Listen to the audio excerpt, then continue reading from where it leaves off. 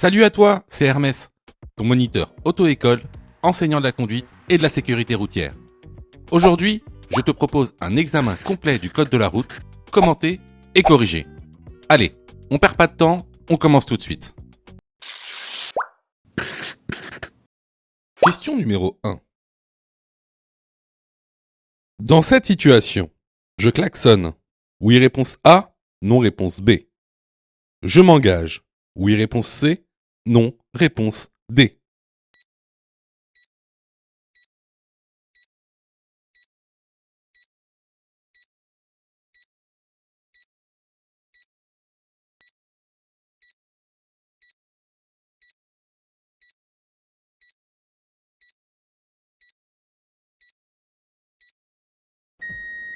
Alors là, on est dans une situation, on est sur une rue à double sens. Donc on voit une voiture blanche en feu de détresse et derrière une Twingo qui la dépasse. Alors je sais, vous allez me dire, mais la Twingo n'a pas le droit de dépasser la voiture blanche en détresse parce que c'est une rue à double sens et que moi je suis dans l'autre sens et que c'est une situation dangereuse. Oui, c'est vrai, mais c'est des situations qui se passent en situation réelle. Alors ici, qu'est-ce qu'on fait dans cette situation ?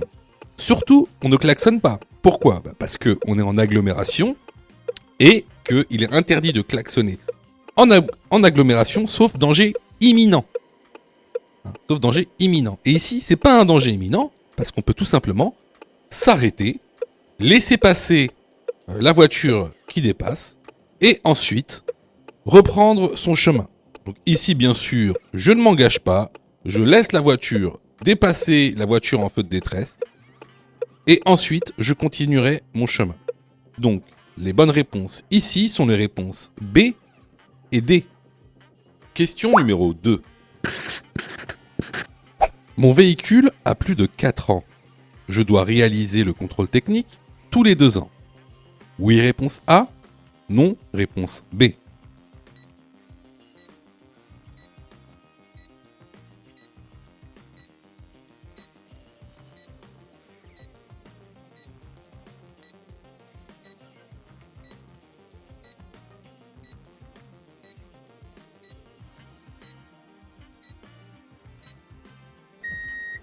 Alors, vous avez beaucoup de mal avec le contrôle technique.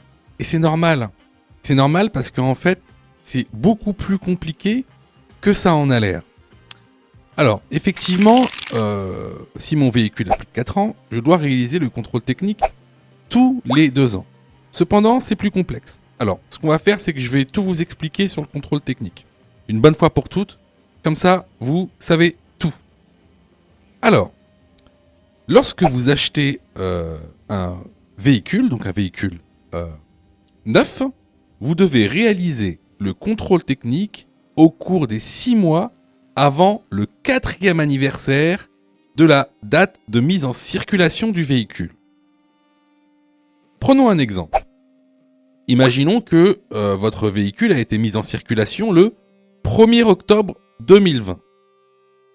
Alors, le premier contrôle technique doit avoir lieu entre le 1er avril 2024 et le 30 septembre 2024. Ensuite, qu'est-ce qui se passe après cette date ? Après cette date, vous devez réaliser le contrôle technique au plus tard tous les 2 ans. Par exemple, on reste dans ce cas-là. Vous avez réalisé votre contrôle technique, disons le 30 septembre 2024. Ça veut dire que le prochain contrôle technique devra avoir lieu au plus tard le 30 septembre 2026. Et celui d'après devra avoir lieu au plus tard le 30 septembre 2028. Donc ici, la bonne réponse est la réponse A. Question numéro 3. J'aperçois ce message dans un tunnel. Réponse A. Je m'arrête. Réponse B. Je fais demi-tour. Réponse C. Je me dirige vers l'issue de secours la plus proche.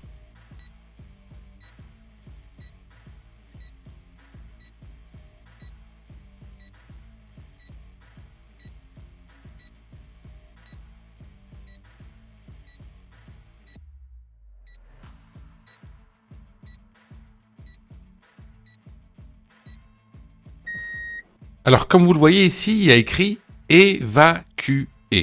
Alors, évacuer, ça veut dire quoi ?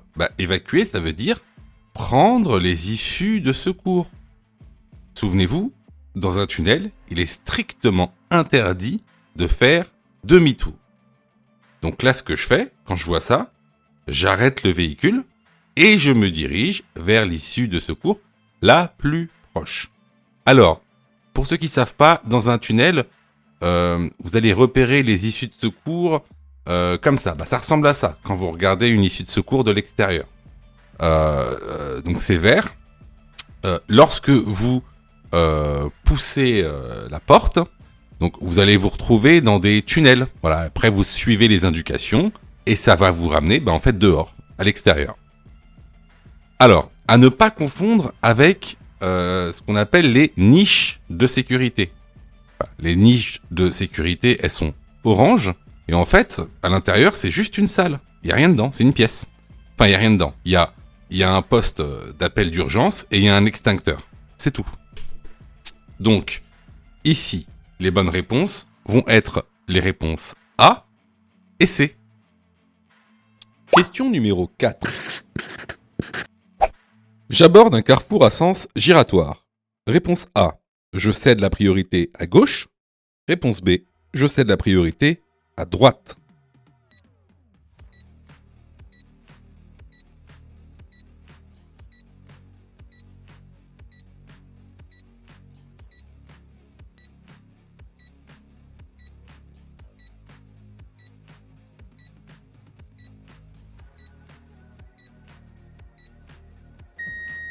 Alors ici, comme tu le vois, quand on rentre dans un carrefour à sens giratoire, on a un panneau « Céder le passage ». Donc ici, sur un carrefour à sens giratoire, on cède le passage aux véhicules qui viennent de gauche. Contrairement à ce qu'on peut avoir quand on aborde par exemple un rond-point. Donc ici, la bonne réponse est la réponse A. Je cède la priorité à gauche. Question numéro 5. Dans cette situation, je ralentis. Oui, réponse A. Non, réponse B.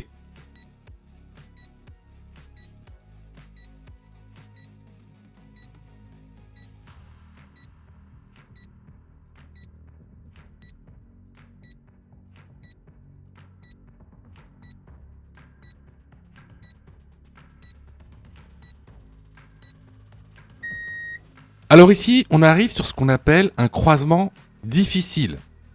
Alors ici, on voit bien qu'on va croiser un camion un peu volumineux et donc on va avoir du mal à se croiser. Donc ce qu'on fait ici, c'est qu'on ralentit. La bonne réponse est la réponse A. Question numéro 6. Je souhaite stationner à droite. Je me gare alors en créneau. Oui, réponse A. Non, réponse B. Je serre mon véhicule le long du trottoir avant ma manœuvre. Oui, réponse C. Non, réponse D.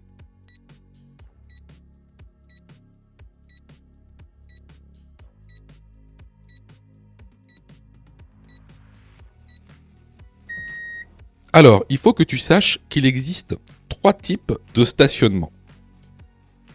Le stationnement en créneau, le stationnement en bataille et le stationnement en épi. Alors, concernant le stationnement en créneau, c'est lorsque les voitures se garent l'une derrière l'autre, en général, sur le bord de la route. Ensuite, pour le stationnement en bataille, c'est un stationnement qui se fait perpendiculairement à la route. Ensuite, vous avez les stationnements en épi. Alors, il existe 2 types de stationnement en épi. Le stationnement par l'avant et le stationnement en épi en marche arrière. Tout dépendra du sens de circulation et de l'inclinaison du stationnement en épi. Alors ici, comme vous pouvez le voir sur l'animation, si je stationne à droite, alors je vais stationner en épi et non en créneau. Et vu l'inclinaison des stationnements, ce sera un stationnement en épi en marche avant. Deuxième sous-question, je serre mon véhicule le long du trottoir avant ma manœuvre. Eh bien non. Pourquoi? Tout simplement parce que vous voyez qu'on a des lignes épaisses dites discontinues qui viennent matérialiser une voie réservée. En l'occurrence ici, c'est sûrement une voie réservée au vélo vu la largeur de la voie. Donc surtout, je ne serre pas mon véhicule au niveau du trottoir parce qu'on a une voie réservée et donc ce n'est pas notre voie.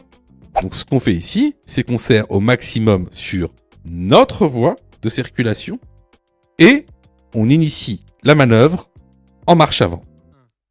Donc ici, les bonnes réponses vont être les réponses B et D. Je vois que tu es super motivé pour avoir ton code. Alors, soutiens la chaîne en t'abonnant et surtout en activant les notifications afin d'être prévenu des dernières vidéos mises en ligne. Question numéro 7.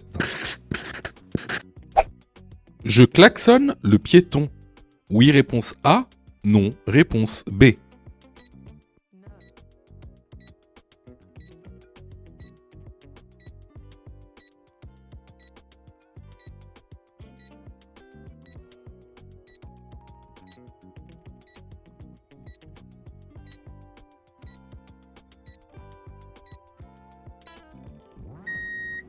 Alors, il est formellement interdit de klaxonner en agglomération, peu importe la raison. La seule exception, c'est s'il y a un danger imminent.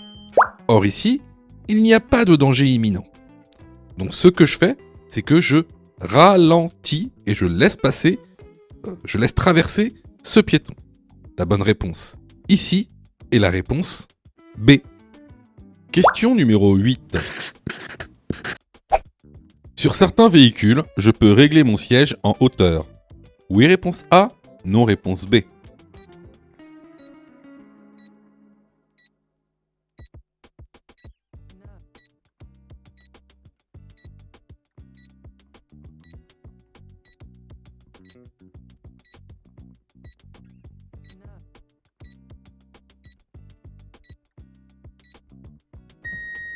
Alors, n'oublie pas, pour une bonne installation, il faut être ni trop loin du volant et des pédales, ni trop près.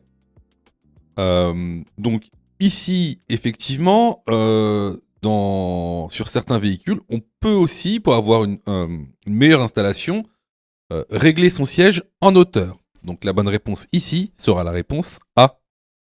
Question numéro 9. Je m'engage dans un sens giratoire. Je passe avant le véhicule gris à gauche. Oui, réponse A. Non, réponse B.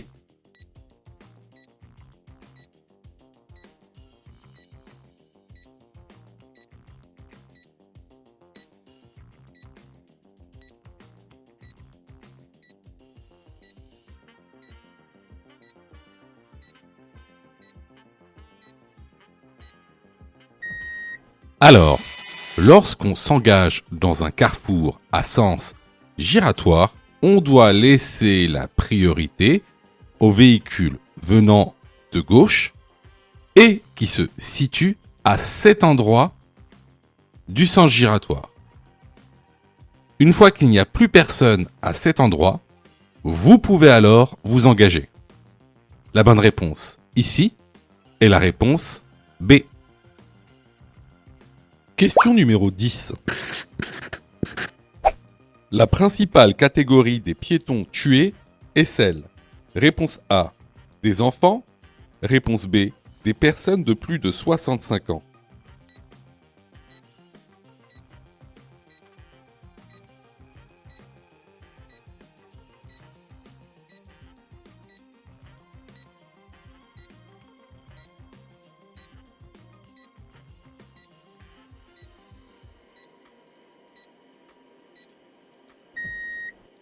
Et oui, les personnes de plus de 65 ans représentent 52% des tués parmi les piétons, alors que cette population ne représente que 17% de la population totale.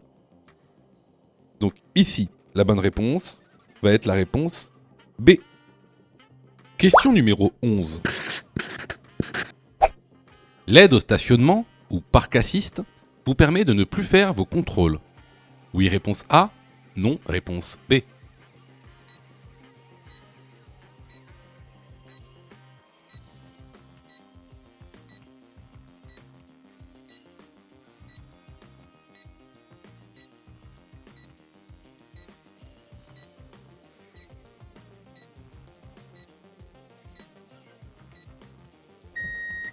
Alors, le parc assist est une aide active à la conduite.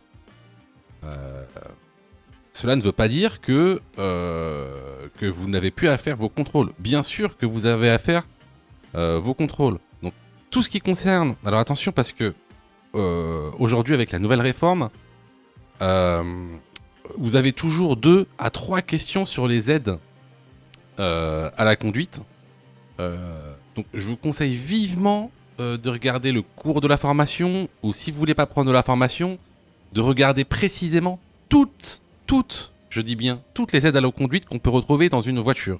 Et de manière assez précise, parce que parfois les questions sont très difficiles. Il y a certaines questions qui rentrent réellement dans une réelle compréhension du sujet. Voilà. Donc effectivement ici, dans notre question, l'aide au stationnement vous permet de ne plus faire vos contrôles? Bien évidemment, non. La bonne réponse est la réponse B. Question numéro 12. Avoir une alcoolémie de plus de 0,8 g par litre de sang au volant constitue: réponse A, une infraction; réponse B, un délit; réponse C, une contravention; réponse D, un crime.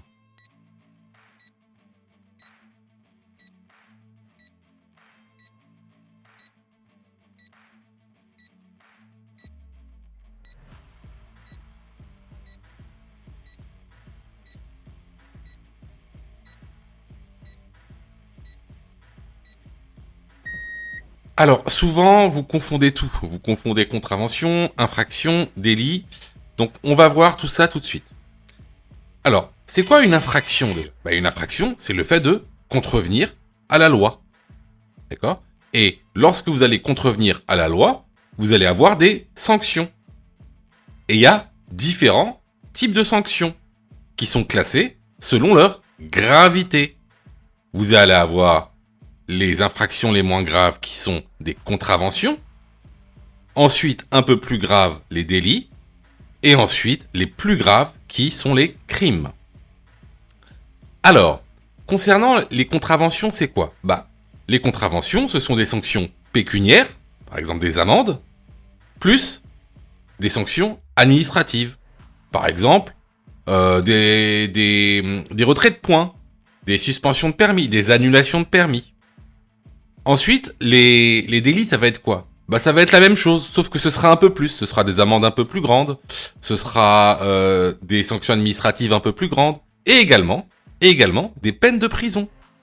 Hein, pour les délits, les peines de prison vont de 2 ans à 10 ans.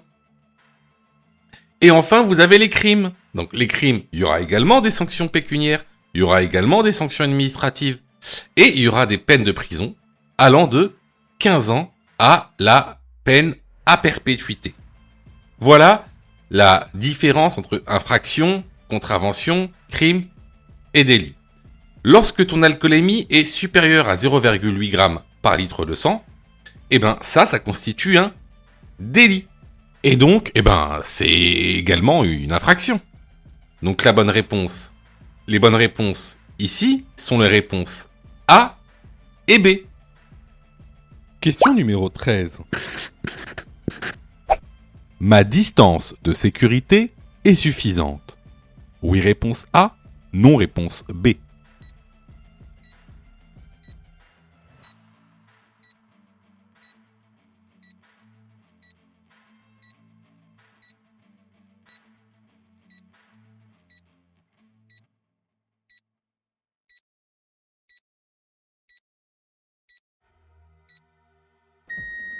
Alors, avant de répondre à cette question, il faut savoir ce que c'est que la distance de sécurité. Alors, c'est quoi la distance de sécurité ? C'est la distance minimale réglementaire qui me sépare d'un autre véhicule. Elle correspond à la distance parcourue par un véhicule en 2 secondes. Alors, tu peux estimer cette distance de sécurité grâce aux lignes de rive. Pour avoir une distance de sécurité réglementaire, tu dois avoir 2 lignes de rive entre toi et le véhicule qu'il y a devant toi. Si on revient sur notre situation, on remarquera que entre nous et le véhicule qu'il y a devant nous, il n'y a qu'une seule ligne de rive. Donc ici, la distance de sécurité n'est pas suffisante. La bonne réponse est la réponse B. Question numéro 14. Lors de mon installation, je dois régler dans l'ordre. Réponse A, le siège, le rétroviseur, puis la ceinture. Réponse B, le rétroviseur, le siège, puis la ceinture.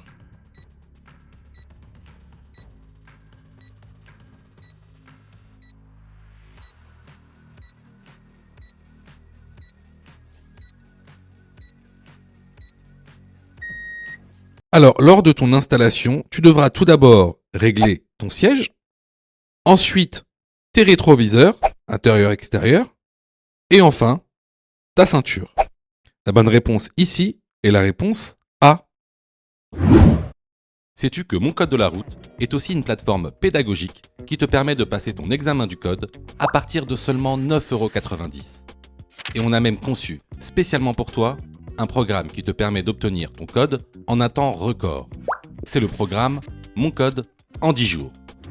Avec un calendrier de révision personnalisé, un contenu pédagogique par thème conforme à la nouvelle réforme, des nombreux tests d'examen blanc issus de l'examen officiel, accessibles sur smartphone, tablette et PC durant 1 an et en accès illimité.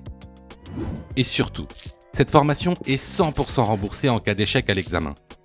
Alors, si tu souhaites obtenir ton code du premier coup sans te ruiner et sans risque, rejoins notre programme en cliquant sur le lien en description de la vidéo.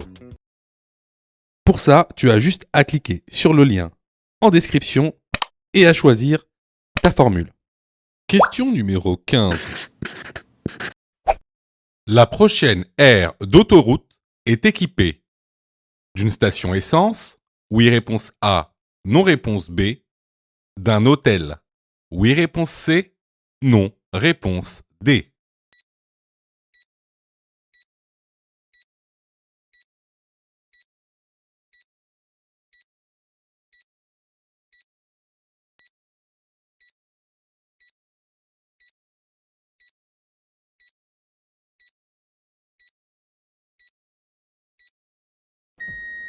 Alors, comme le montre le panneau, tu auras 2 choses dans cette aire d'autoroute. Tout d'abord, une station essence ou poste de distribution de carburant et également un débit de boissons. Par contre, il n'y aura pas d'hôtel parce que le panneau d'indication de service qui t'indique qu'il y a un hôtel, c'est celui-ci. Donc ici, il n'y en a pas, donc il n'y aura pas d'hôtel. Les bonnes réponses ici sont les réponses A et D. Question numéro 16. Si la voiture avance jusqu'au céder le passage, le camion pourra tourner. Oui, réponse A, non, réponse B.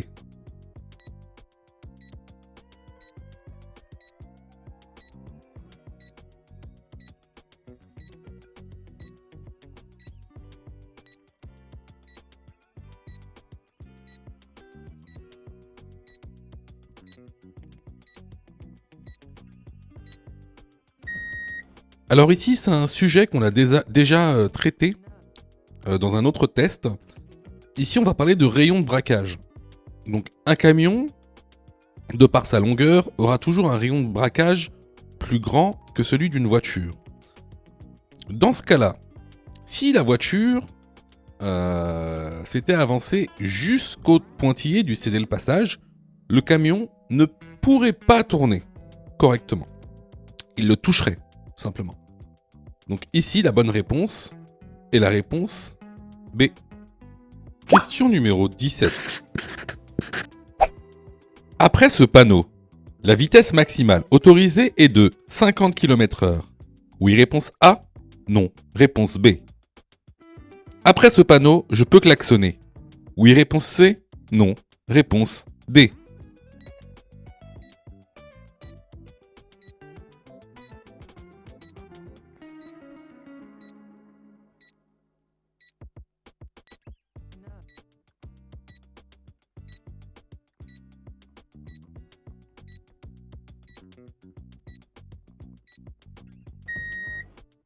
Alors ici, vous avez un panneau d'entrée d'agglomération. Ce panneau d'entrée d'agglomération signifie deux choses, c'est-à-dire qu'il inclut deux panneaux. Une vitesse maximale autorisée de 50 km/h et une interdiction de klaxonner. La bonne réponse ici sont les réponses A. Question numéro 18. Ce voyant vient de s'allumer. Je m'arrête dès que possible. Oui, réponse A. Non, réponse B.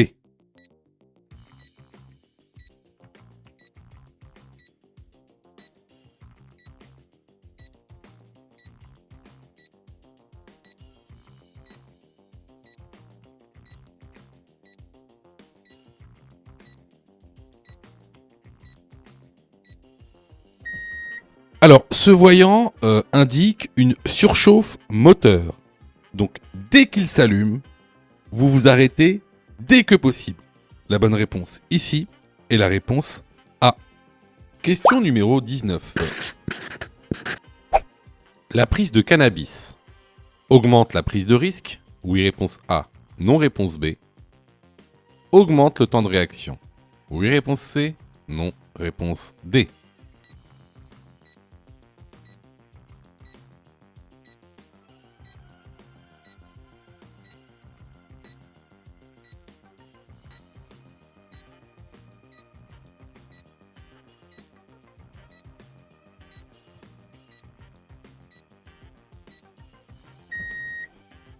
Alors effectivement, la prise de cannabis, comme la prise de beaucoup de drogues, augmente. Donc tout d'abord, effectivement, la prise de risque et également le temps de réaction. Donc les bonnes réponses ici sont les réponses A et C. Question numéro 20. Pour assurer une distance de sécurité réglementaire avec le véhicule, je dois laisser une distance de 2 lignes de rive. Oui, réponse A. Non, réponse B.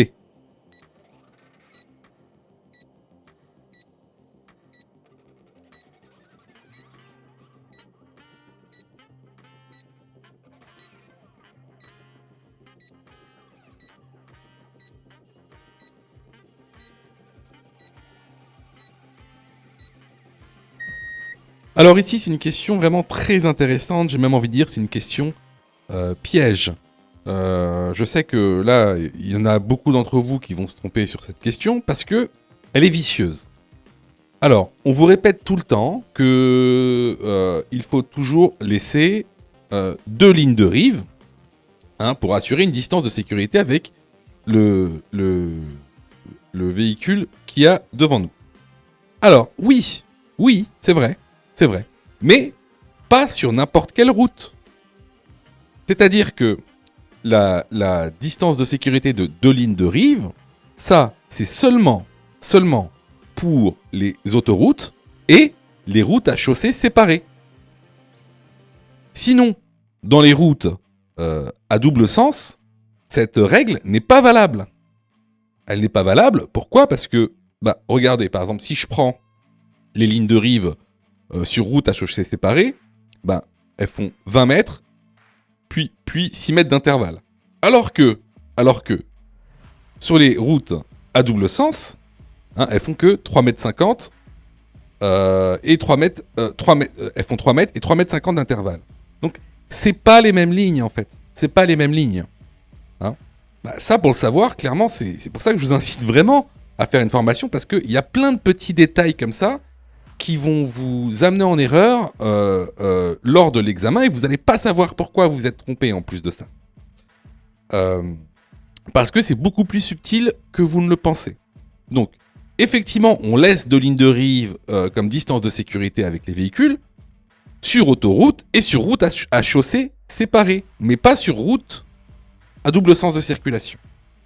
Donc, sur route à double sens de circulation, on va laisser 2 secondes d'intervalle entre nous et le véhicule. Hein. Donc ici, la bonne réponse, c'est la réponse B. Les vidéos sont totalement gratuites, donc abonne-toi pour aider la chaîne, et surtout, active les notifications pour être prévenu des dernières vidéos et avoir ton code beaucoup plus rapidement. Question numéro 21. Je suis sur autoroute. La vitesse maximale d'un poids lourd est de A. 90 km/h, B. 110 km/h. J'ai passé ma période probatoire. Je peux dépasser le camion. Oui, réponse C. Non, réponse D.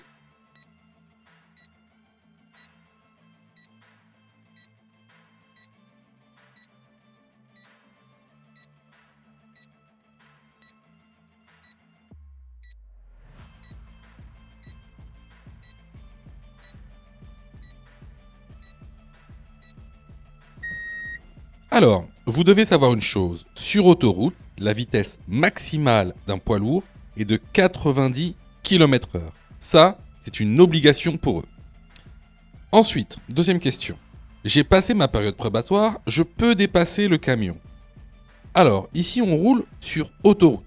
N'oubliez pas ce document que vous pouvez retrouver dans la formation qui indique toutes les vitesses maximales selon les types de routes. Donc, je suis sur autoroute et en plus, j'ai passé ma période probatoire. Donc, la vitesse maximale autorisée est de 130 km/h. Le camion roule à 90 et moi, regardez, je roule à 122 km/h. Donc, effectivement, ici, je peux dépasser le camion. Les bonnes réponses sont les réponses A et C. Question numéro 22.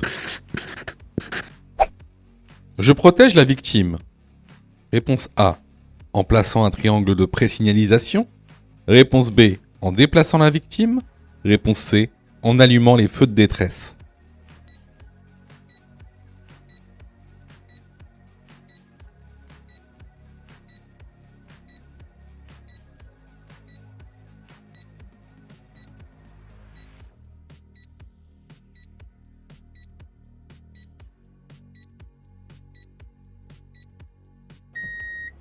Alors, si tu es témoin d'un accident de la route avec dommages corporels, il y a trois choses à faire. C'est protéger, alerter, secourir. Il faut les faire dans l'ordre. Alors ici, la question porte sur la protection. Comment protéger une victime d'un accident de voiture? Alors, tout d'abord, en allumant les feux de détresse pour prévenir les véhicules derrière qu'il y a eu un accident. Ensuite, en plaçant un triangle de présignalisation en amont pour justement réguler la circulation. Surtout, ne jamais déplacer une victime inconsciente. Donc, on ne déplace pas la victime si elle est inconsciente, comme ici sur la photo. Donc, pour cette question, je protège la victime en plaçant un triangle de signalisation et en allumant les feux de détresse. Les bonnes réponses sont les réponses A et C. Alors, attention, tout ce qui est dit sur cette chaîne concernant les secours, les premiers secours à la personne ne sont valables que pour l'examen du code de la route. C'est de la théorie pure. Pourquoi je vous dis ça?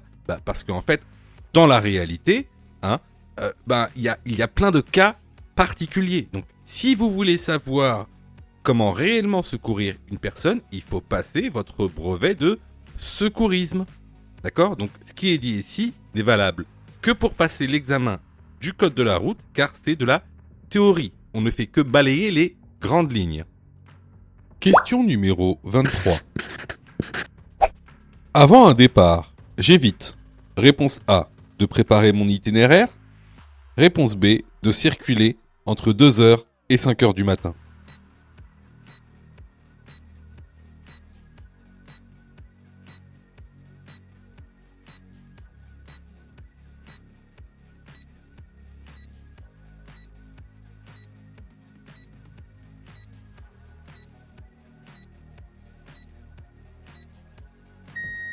Alors, bien sûr, avant un départ, le mieux est de préparer son itinéraire afin d'avoir le moins d'anxiété et le moins d'angoisse durant le trajet.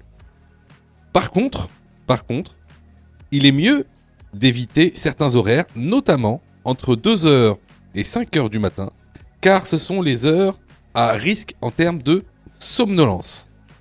Donc ici, la bonne réponse va être la réponse B. Question numéro 24.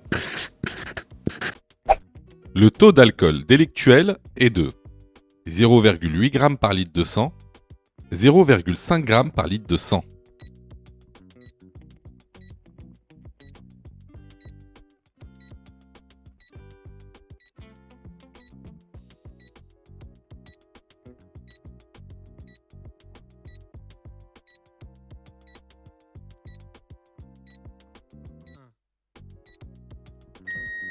Comme le montre le document que vous retrouverez dans la plateforme pédagogique, le taux d'alcool délictuel, que vous soyez en probatoire ou non, est de 0,8 g par litre de sang. Donc, le taux délictuel est le même pour tous. C'est le taux contraventionnel qui change. Donc, si vous ne savez pas ce que c'est qu'une contravention et un délit, vous ne savez pas la différence, je vous conseille vraiment d'aller dans l'information. Parce que ces questions sont récurrentes lors de l'examen du code de la route. La bonne réponse ici est la réponse A. Question numéro 25. Je suis bien placé pour prendre la sortie de gauche au carrefour. Oui, réponse A. Non, réponse B.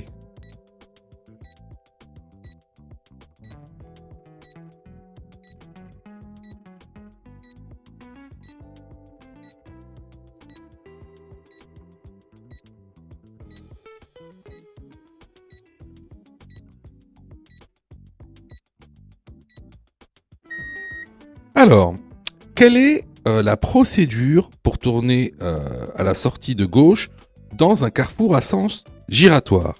Tout d'abord, on se met sur la voie de gauche.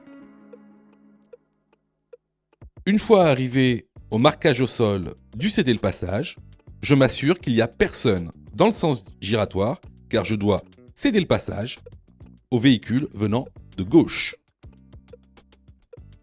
Je m'engage dans le sens giratoire en prenant la voie de gauche du sens giratoire. Une fois arrivé à la portion qui clignote, je vais commencer à m'engager sur la voie de droite du sens giratoire. Avant ça, comme je change de voie, j'effectue mes contrôles. Rétroviseur droit, puis angle mort droit. S'il n'y a personne sur cette voie, je mets mon clignotant, je m'engage sur la voie de droite du sens giratoire. Une fois arrivé dans la rue dans laquelle je veux tourner, encore une fois, je dois effectuer 2 contrôles. Tout d'abord, le contrôle à gauche, pour m'assurer que personne va venir me couper la trajectoire. Donc, rétro gauche plus angle mort gauche. Ensuite, contrôle droit. Rétro droit plus angle mort droit. Une fois que je me suis assuré que personne ne vient à gauche ni à droite, je tourne dans la rue. Eh bien, comme vous le voyez ici, on est déjà placé à gauche, donc on est très bien placé pour prendre la sortie de gauche au carrefour. La bonne réponse est la réponse A. Question numéro 26. Je peux rouler avec les feux A, B, C ou D.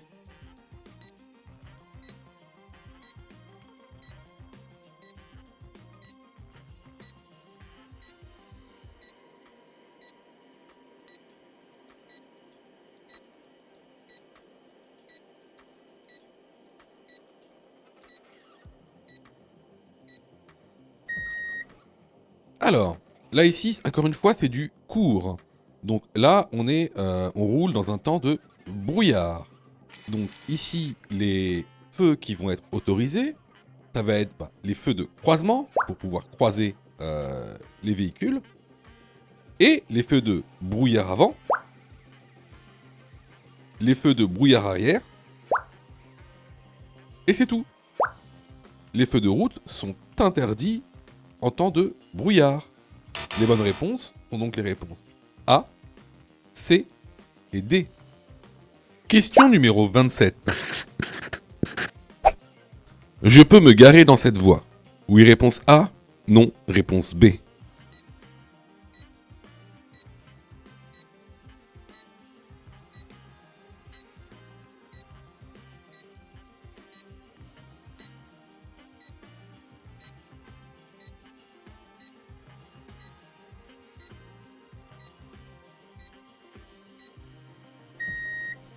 Écoutez, là c'est vraiment de la connaissance des panneaux.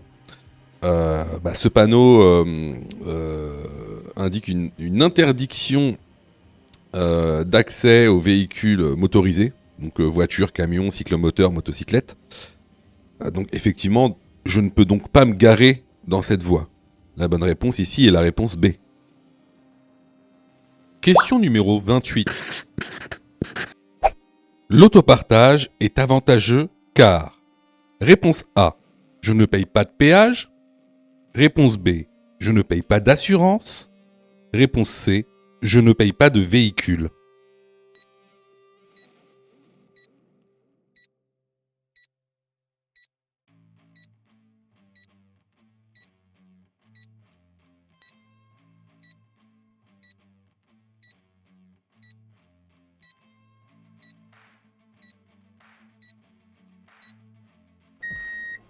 Alors déjà, petit rappel sur l'autopartage. Alors l'autopartage, c'est quoi?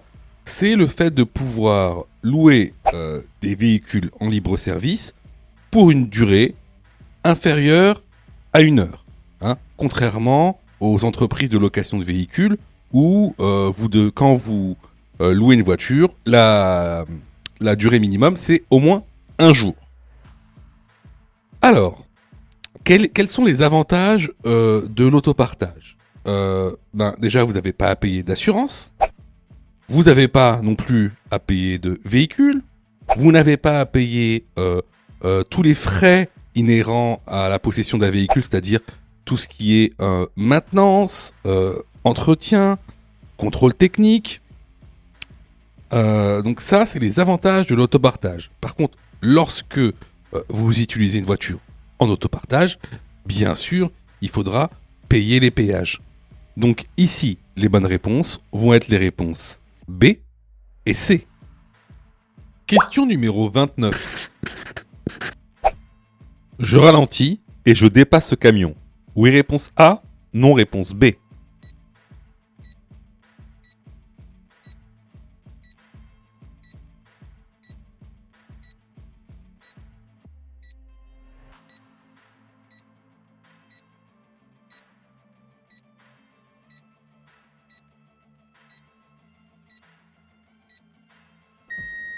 Alors, dans cette situation, bien sûr, on dépasse le camion. Cependant, on va faire attention à bien ralentir parce qu'on ne sait jamais. Devant le camion, il peut y avoir des ouvriers, par exemple. Là, on est à côté d'un chantier, il peut y avoir des ouvriers ou, par exemple, le chauffeur de camion qui veut monter dans son poids lourd. Donc, ici, la bonne réponse est la réponse A. Question numéro 30. L'ESP permet A. de corriger la trajectoire, B. de stabiliser le véhicule, C. de se garer.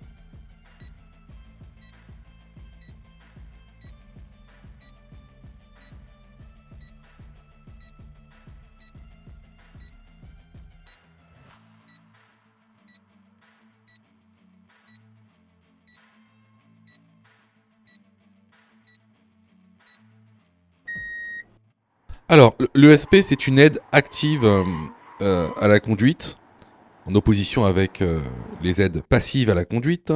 Je vous en réfère au cours de la formation. donc l'ESP, en fait, ça permet de corriger la trajectoire du véhicule automatiquement et donc de stabiliser le véhicule. Hein. À ne pas confondre avec le parc assist et avec toutes les autres aides à la conduite. Le parc assist, lui, oui, il va vous aider à vous garer. Donc les bonnes réponses ici sont les réponses A et B. Question numéro 31. Rouler avec une voiture hybride permet de diminuer les émissions polluantes. Oui, réponse A, non, réponse B. Participe à l'éco-conduite. Oui, réponse C, non, réponse D.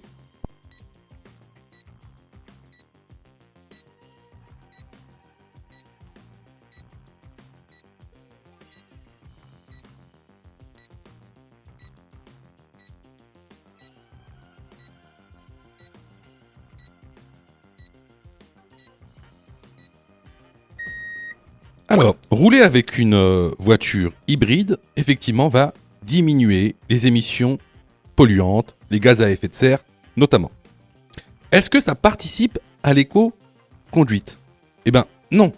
Regardez, ici, je vous ai mis le document que vous retrouverez donc dans l'information. C'est quoi l'éco-conduite?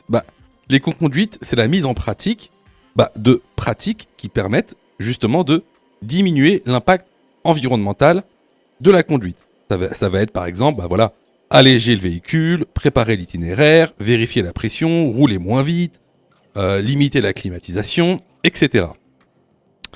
Donc ici, les bonnes réponses vont être les réponses A et D. Question numéro 32. Le covoiturage permet de réduire les frais de carburant. Oui, réponse A, non, réponse B.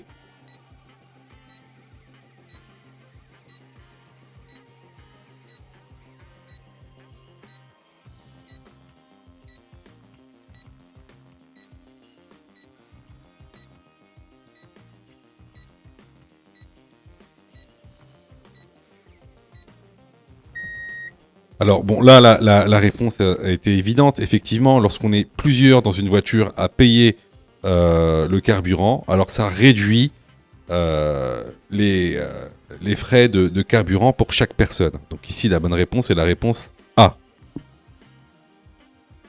Alors, vous voyez, il y a beaucoup de gens, en fait, je sais, hein, je sais que vous êtes trompés. Enfin, beaucoup d'entre vous se sont trompés.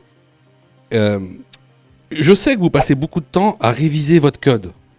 Je le sais. Hein, sûrement que même vous avez une application gratuite. Mais vous savez, les applications gratuites, si c'est gratuit, ne pensez pas que vous allez avoir de la qualité. D'accord? Ne pensez pas ça. Hein, c'est pas pour rien qu'il y a 40% de taux d'échec. Quasiment la moitié des gens qui regardent cette vidéo vont rater leur code. Pas parce qu'ils n'ont pas travaillé, pas parce qu'ils sont nuls, parce que vous avez été mal formés. C'est pour ça que nous, on vous propose donc une plateforme de formation 100% dédiée au code de la route, réalisée par des professionnels, avec une méthodologie adéquate qui vous permettra d'avoir votre code de la route rapidement. En plus de ça, vraiment ça coûte pas cher. Vous pouvez commencer à vous former pour 9,90 €. Ça, c'est la formule la plus basse. Sinon, vous pouvez même choisir la formule Mon code en 10 jours. Et avec cette formule, vous êtes 100% remboursé si vous ratez votre code. Simplement en envoyant la preuve de votre échec. Donc voilà, moi un petit conseil que je vous donne, surtout si vous êtes trompé à cette question, allez dans la plateforme, formez-vous correctement. Vous allez voir, ça va bien se passer. Pour ça, tu as juste à cliquer sur le lien en description et à choisir ta formule. Question numéro 33.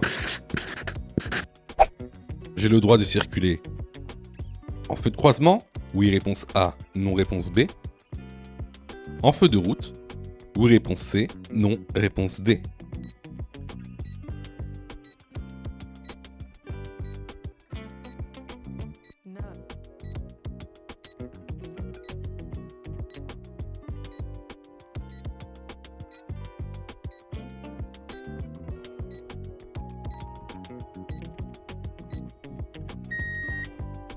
Alors, ici, on est de nuit, hors agglomération. Donc je dois obligatoirement mettre mes feux de route. Surtout qu'il n'y a aucun véhicule en face de moi ou qui arrive vers moi. Donc ici, est-ce que j'ai le droit de circuler en feu de croisement ? Non, parce qu'on est on est hors agglomération non éclairée.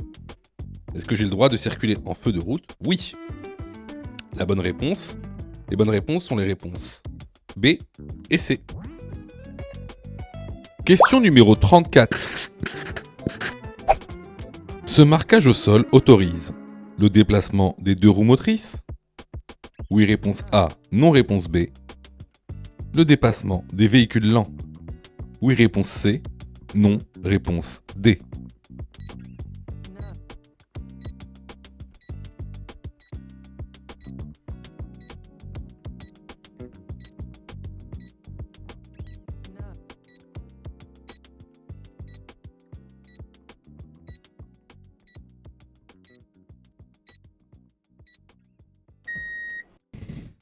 Alors, ce marquage au sol, c'est-à-dire des lignes pointillées très rapprochées, c'est ce qu'on appelle une ligne de dissuasion. Cette ligne de dissuasion interdit le déplacement.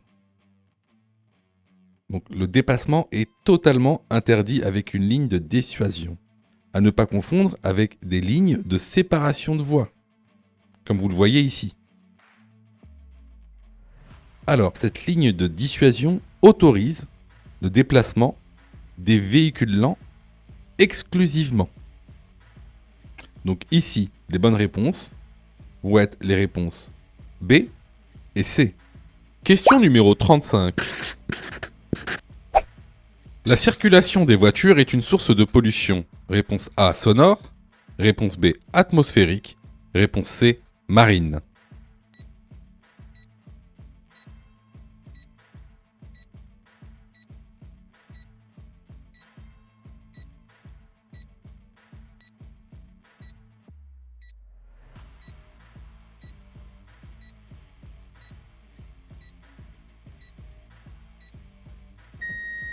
Bon, là, c'est vraiment une question très très simple, mais bon, il y a des questions très très simples dans le test officiel du code de la route. Parfois, c'est assez surprenant. Donc, effectivement, ici, la circulation des voitures est une source de pollution sonore, réponse A, et atmosphérique, réponse B. Question numéro 36. Cet élément se nomme, réponse A, une commande, réponse B, un commodo. Sur celui-ci, le symbole des feux de brouillard avant sont dirigés vers réponse C, la gauche, réponse D, la droite.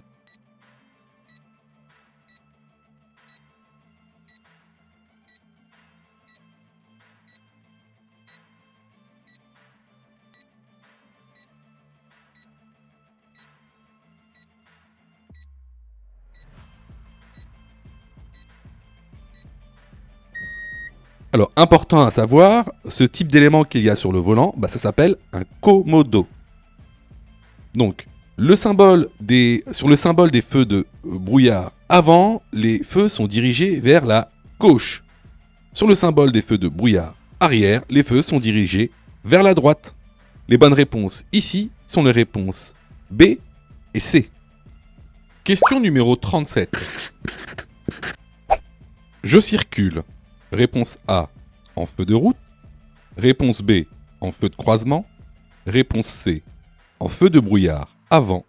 Réponse D, en feu de brouillard arrière.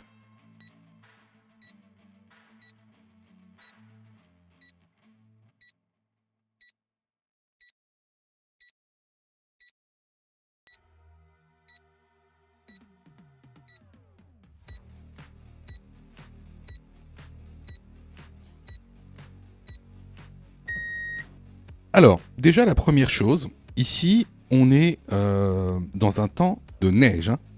Il faut savoir que par temps de neige, il est interdit d'utiliser ces feux de route.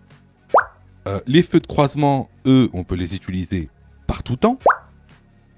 Maintenant, la complexité, c'est de savoir si on peut utiliser ces feux de brouillard avant ou ces feux de brouillard arrière par temps de neige. Alors, pour ça, il y a un moyen mnémotechnique très simple, hein, qui est utilisé dans toutes les auto-écoles. C'est le moyen mnémotechnique du BN. Alors, c'est simple. Vous prenez un BN qui symbolisera une voiture.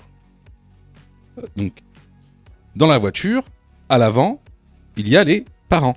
Les parents, eux, ce sont des adultes. Ils vont à la BNP. Ils vont à la banque, la BNP. Donc, brouillard, neige et pluie. Donc, vous pouvez utiliser vos faux de brouillard à l'avant lorsque il y a du brouillard, de la neige ou de la pluie. Les enfants, eux, sont à l'arrière. Et qu'est-ce que font les enfants ? Ils mangent des BN, brouillard et neige. Donc, vous pouvez utiliser vos feux de brouillard arrière partant de brouillard et de neige. C'est facile. Les parents sont à l'avant et vont à la BNP, brouillard, neige, pluie. Les enfants sont à l'arrière, mangent des BN, brouillard et neige. Donc on peut utiliser ces feux de brouillard avant et arrière lorsqu'il neige ou qu'il y a du brouillard. Les bonnes réponses ici sont les réponses B, C et D. Question numéro 38. Lors d'un choc à 50 km/h, les chances de survie sont de A. 50%, B. 20%, C. 70%, D. 90%.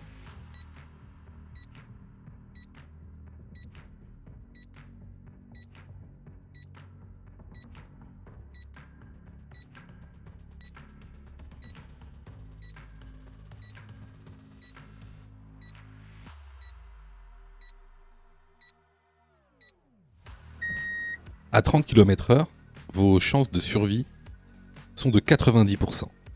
À 50 km/h, elles sont de 20%.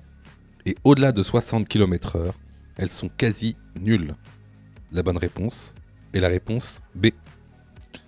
Alors là, c'était vraiment une question de cours qu'on voit régulièrement dans la formation.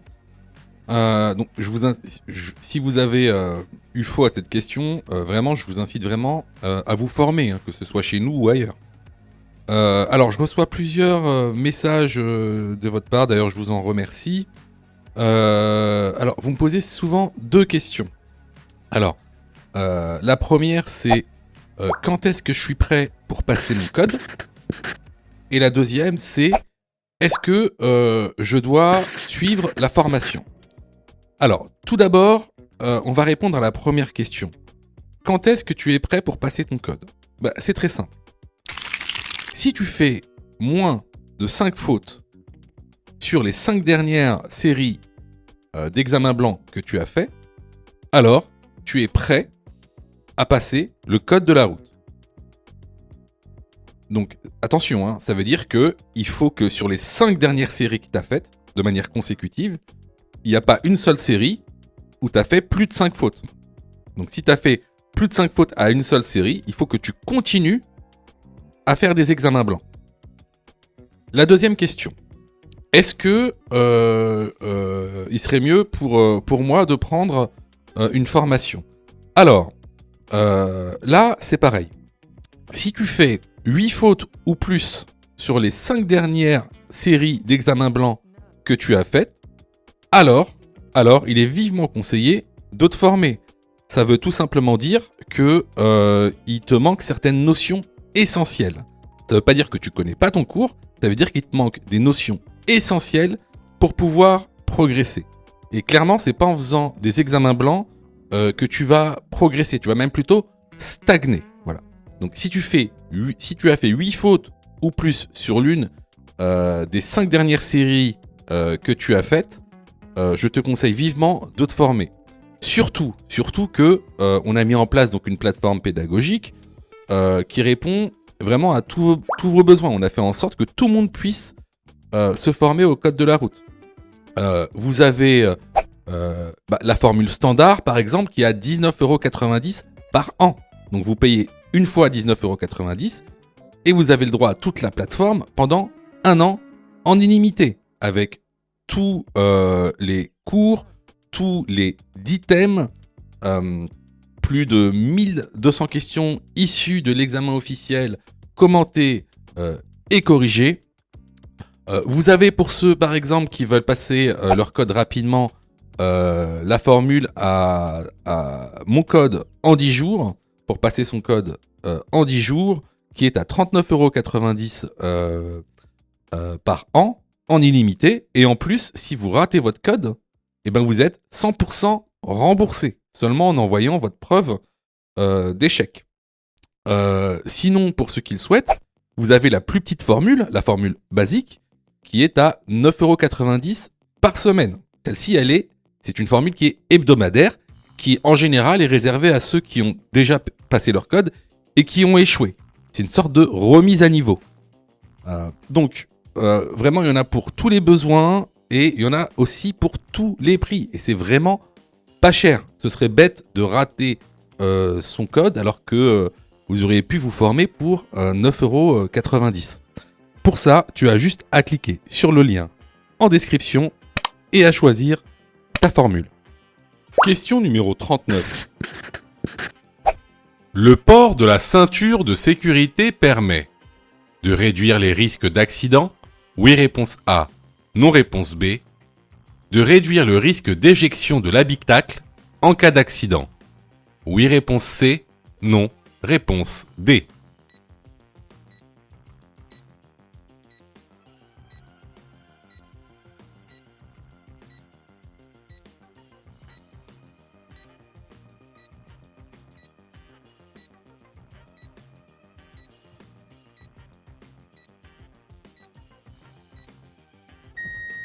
Alors, le fait de porter une ceinture de sécurité ne va jamais réduire le risque d'accident. C'est pas parce que vous portez une ceinture que vous allez moins avoir d'accidents. Par contre, le fait de porter une ceinture va réduire le risque d'éjection de l'habitacle en cas d'accident. Va même aussi réduire la gravité des blessures en cas d'accident.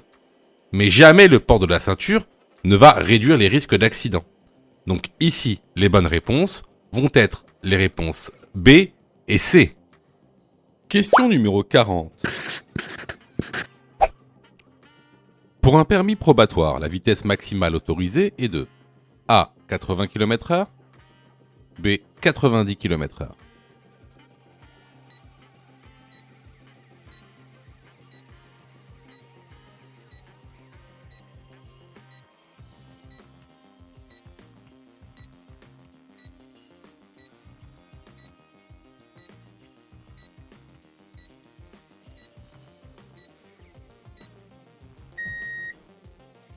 Alors, ici, on est dans une route à double sens avec créneau de dépassement.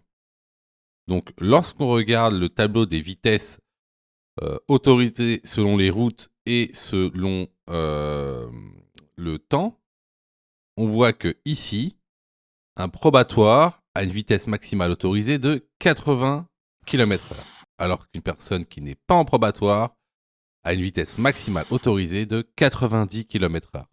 La bonne réponse est la réponse A. Si tu as fait 8 fautes ou plus, ne panique pas. Rejoins-nous sur notre plateforme pédagogique en ligne en cliquant sur le lien en description de la vidéo. Tu pourras alors choisir la formule qui te convient.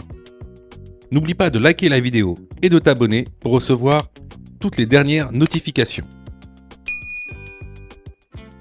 Tu peux aussi continuer à t'entraîner en cliquant sur l'une des vidéos qui s'affichent.